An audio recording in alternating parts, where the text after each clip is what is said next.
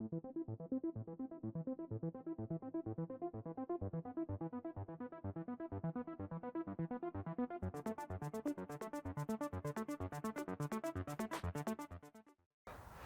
everyone, welcome back to the range. My name is Matt. It's almost springtime here today. It's about 50 degrees.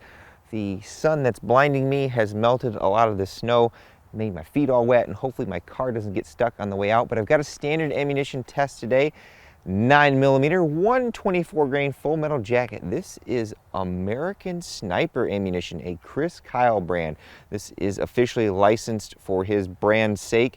This is actually made in Macedonia. I picked this up from Palmetto State Armory. Let's throw him on the table and talk about what we're going to do today. For all of my ammunition reviews, I try to give you guys as much data as possible because that's why I'm here. So that way, if you have a 3-inch, you can have a general idea of what you're going to get velocity-wise, or if you have a 16-inch, then you know without a doubt that you're going to see somewhere in that acceptable range. So I have 5 barrel lengths afforded to us today: a 3-inch, a 4, 4.5, 7.72 inch, and of course that 16-inch.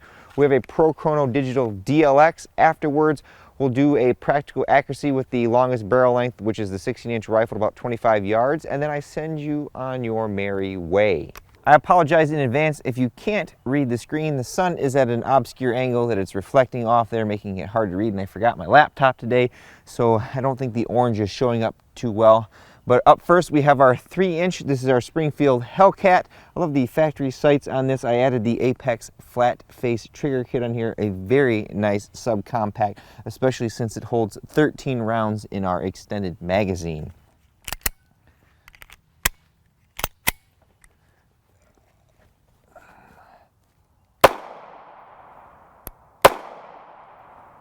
.996, 960.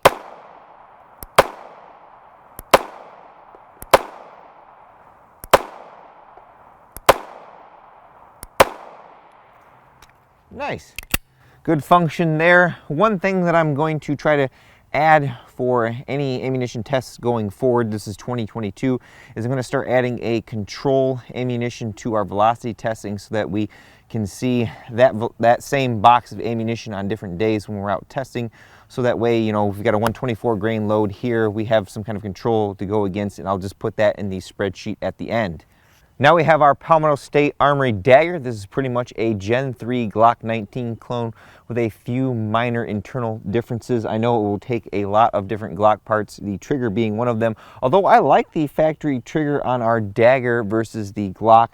I like the hinged trigger here. The weight doesn't seem too terrible, although I haven't measured it yet. I like the way that the frame fits in my hand.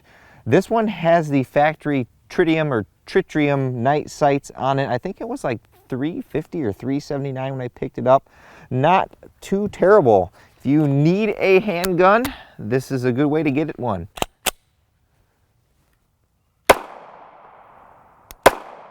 $983.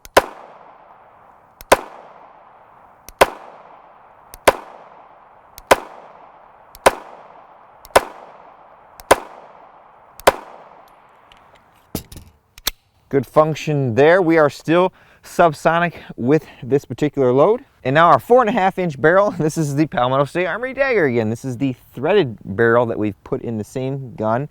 Around the November time frame when I picked this gun up with the threaded barrel, I was on the Facebook group, the dagger group, and noted that people were complaining about pits in the groove land area of the barrel, and I checked mine out and they had those same pitting and pour machine marks in there. So I'm not sure if it was from the machining or if it was maybe bad steel that they used to make the barrels, but Palmetto State Armory replaced both of them without an issue. I just emailed customer service with the order numbers and they sent both barrels out. So I want to start putting rounds through this gun to see if we can find any failures with it. If I forgot to mention, it does take Glock mags.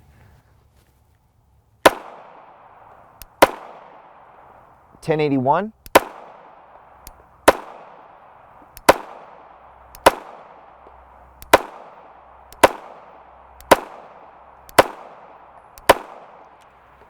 We are still subsonic. We'll see if the 7.72 inch gets us super. And now for my favorite 9mm, at least in a SBR PCC form. This is my CZ Scorpion Evo 3 S1 SBR. We have a lot of parts on here from HB Industries. Got their fore-end, their duckbill magazine release. We've got the Ascalon Arms air gun trigger in here, A3 tactical grenade vertical foregrip. I did have a Vortex Crossfire red dot on there, and I didn't like that at 11, which was its full brightness settings, that it wasn't very good. It wasn't daytime bright, I should say. It wasn't like, you know, overpowering. Most of these optics you can turn to right around, you know, 6 or 7 when you've got this much sun. This one at 11, the Crossfire at 11 was not bright enough, even with the fresh battery, so I've replaced it with a primary arms red dot in a, is this Midwest Industries? Yes, Midwest Industries QD mount.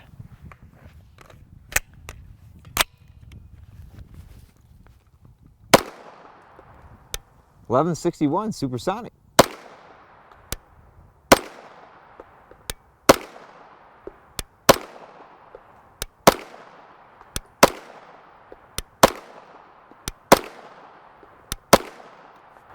Nice.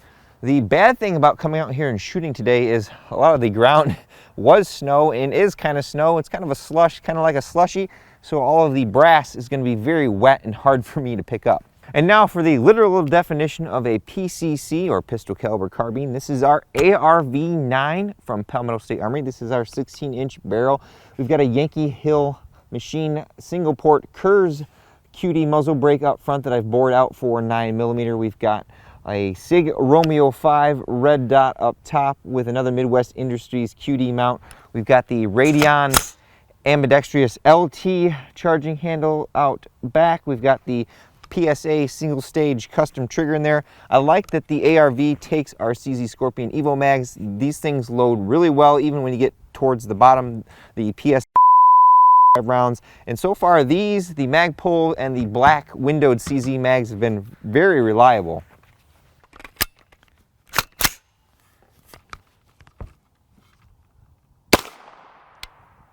.1182, 1245, 1237.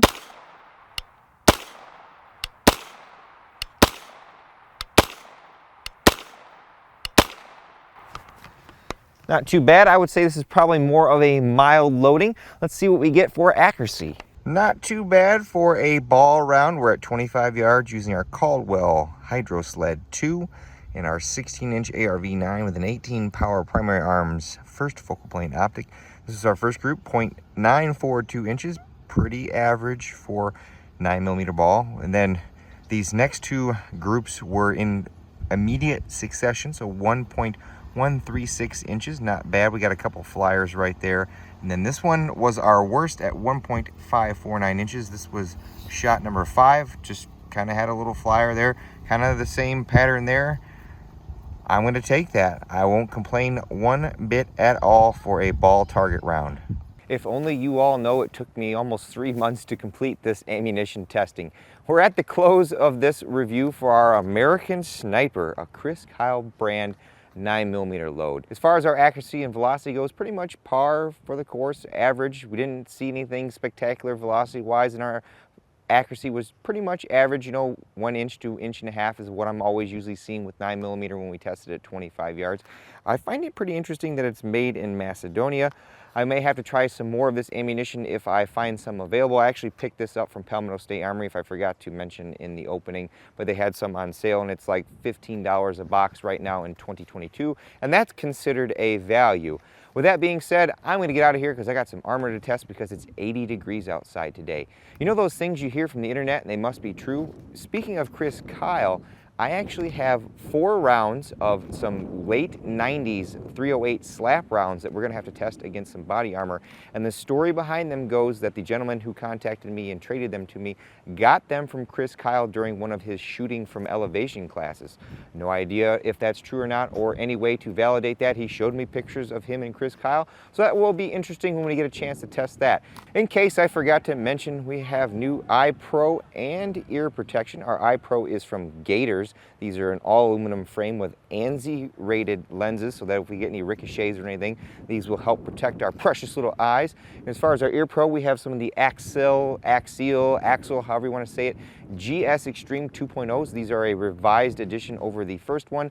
I don't know if they have a larger battery, but they do USB-C charging now, and they have some more denser foam plugs for the inserts in a couple different sizes. That was the gripe that I noticed about the first pair, was the foam plugs were rather squishy. So when I'm out here shooting with SBRs or things with loud brakes, I was actually getting a little bit of ringing in my ears because we weren't getting good seal. So these ones seem to be a lot better. At the end of all my videos, I take a moment to thank all those who help make these possible. Number one is my Patreon supporters. Number two is my wallet, who in full transparency purchased this stuff for me to test, so you guys have that data. And of course, number three is you all for watching. Until next time, I'll catch you at the range.